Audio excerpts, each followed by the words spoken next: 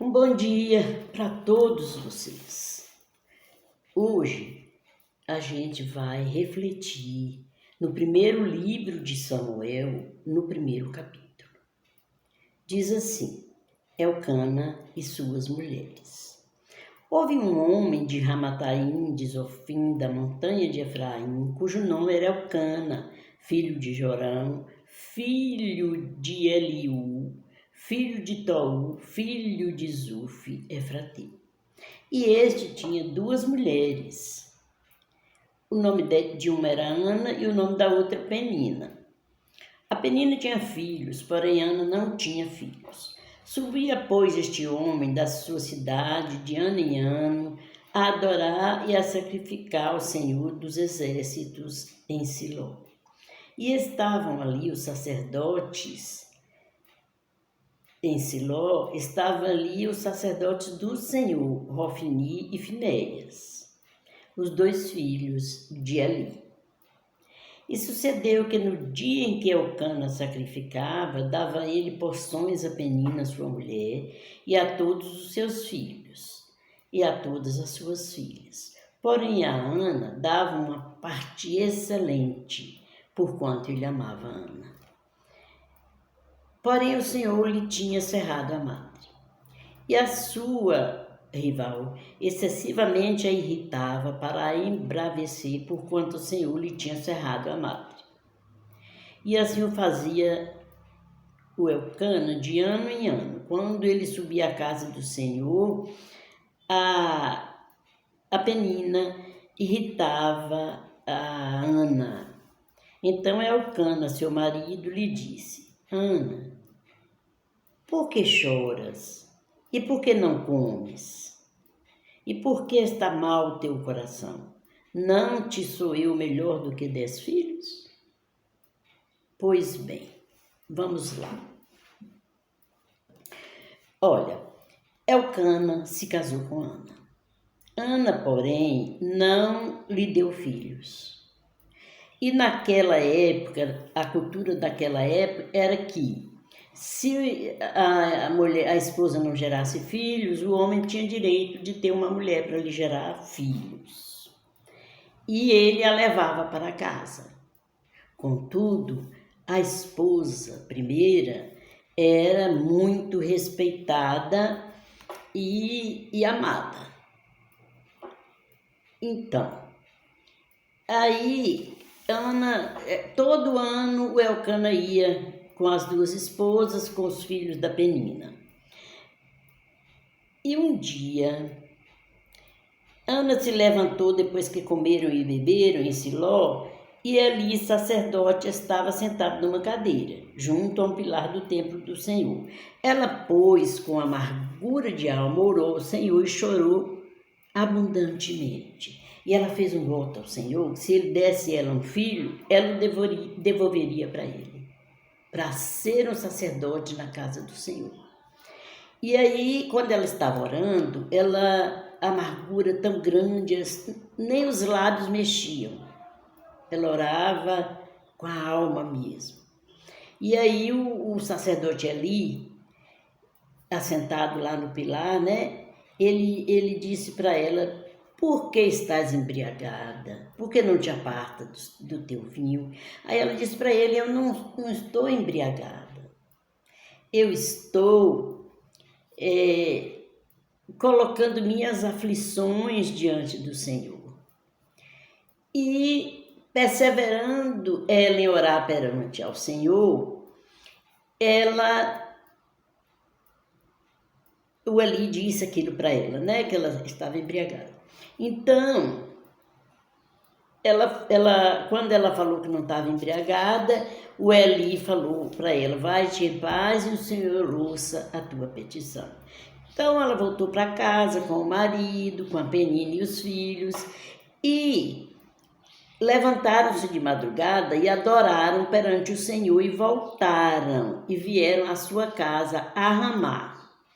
E Elcana conheceu a Ana, sua mulher, e o Senhor se lembrou dela. Esse conheceu, que sempre que tiver conheceu é porque coabitou. E E o Senhor se lembrou dela e ela gerou um filho, o nome do qual era Samuel. Ela falou que não se passaria navalha no cabelo de Samuel, né? A Ana falou. E ela, quando o menino desmamou, o Samuel, ela levou ele para a casa do Senhor e o entregou ali. Ele seria criado no templo. E eu ia falar também o seguinte, eu falei que era a cultura do lugar, né? Porque na lei de Hammurabi, que era da Babilônia, essa lei existia. Se a mulher não gerasse filhos, o homem teria direito a outra mulher para lhe gerar filhos, para lhe deixar descendência. Hoje não, viu, gente? Hoje, mesmo que não tenha filho, hoje o negócio é adotar. Mas, ou ficar sem filhos. Mas, sim, aí eu queria falar isso. Que, às vezes, eu fiz um vídeo há pouco tempo atrás falando que os caminhos do Senhor não são os nossos. Então, a Penina irritava a Ana. E às vezes o que a gente pensa que é um problema insolúvel se torna em bênção. Porque se Penina não fosse maltratada pela Penina, se Ana não fosse maltratada pela Penina, ela jamais buscaria o Senhor como ela buscou. E aí o Senhor ouviu a oração dela e ela gerou um filho. E depois desse filho, ela ainda gerou, ela o deu na casa do Senhor, e depois dele ela teve mais três filhos e 2 filhas, ou o contrário, 3 filhas e 2 filhos, ou 3 filhas e 2 filhos. Mas ela teve mais 5 filhos, então foram 6 ao todo. E Deus é Deus de abundância, né? E ela não ia ficar só com aquele que foi servir na casa do Senhor. Ela teve os filhos como companheiros. Pois bem, Samuel foi consagrado a Deus. Eu até ouvindo, eu acompanho a novela da Record, que o nome da novela é Reis. E o Samuel foi profeta em Israel. E o que está representando Samuel na novela, ele tem o cabelo grande, amarrado um rabinho. Eu falei, ai. Eu não lembrava desse detalhe aqui, que ela disse que na cabeça dele jamais passaria navalha. E aí, interessante, tem atores que eu acho tão bons atores que eles incorporam a postura do personagem que ele está representando, né? Esse de Samuel mesmo, que Samuel foi um homem bom, sabe? Ele foi profeta e juiz. E aí Samuel, esse que está representando Samuel, nosso Deus, a gente fica amando aquele personagem porque a gente sabe que é verdadeiro aquilo. E outra coisa que eu queria dizer, eu pensei até em parar de ver a novela, porque a novela, gente, tem uns acréscimos, eu já falei em outros vídeos, mas é porque ela pode pôr acréscimos. É uma lei que tem que me fugiu a memória agora o nome. E aí, porque se fosse um documentário, tinha que ser à risca, como está na Bíblia, né? Mas a novela não. A novela coloca o direito que a pessoa tem de acrescentar alguma coisa. A gente que conhece a Bíblia, a gente sabe que aquilo ali não está na Bíblia, que é acréscimo. Mas não prejudica, não. Sim, mas eu pensei em parar de ouvir, porque a gente sabe que aquilo é verdade, aquilo aconteceu, não é simplesmente uma história fictícia, né? E aí, quando eu vejo certos homens de Deus sofrendo muito, aí eu sinto. Mas a gente não precisa de parar, não. A gente vai em frente, né? Porque é interessante, é muito interessante. E eu queria dizer para vocês que a gente fala que, eu vou orar ao Senhor, porque o Senhor responde orações, mas a gente não ora, não. Entendeu? A gente busca outros meios que estão ao nosso alcance e quando não dá certo, a gente busca Deus. Não é o certo, né? Primeiro buscar o Senhor para evitar tantos problemas, né? E uma coisa que eu queria falar a vocês. Eu estou aqui gravando e eu afasto o celular por causa das rugas. Mas não adianta, porque aqui debaixo do queixo, ó. Mas acontece o seguinte. Eu não me preocupo nem com ruga, nem com nada debaixo do queixo, porque essas coisas não doem.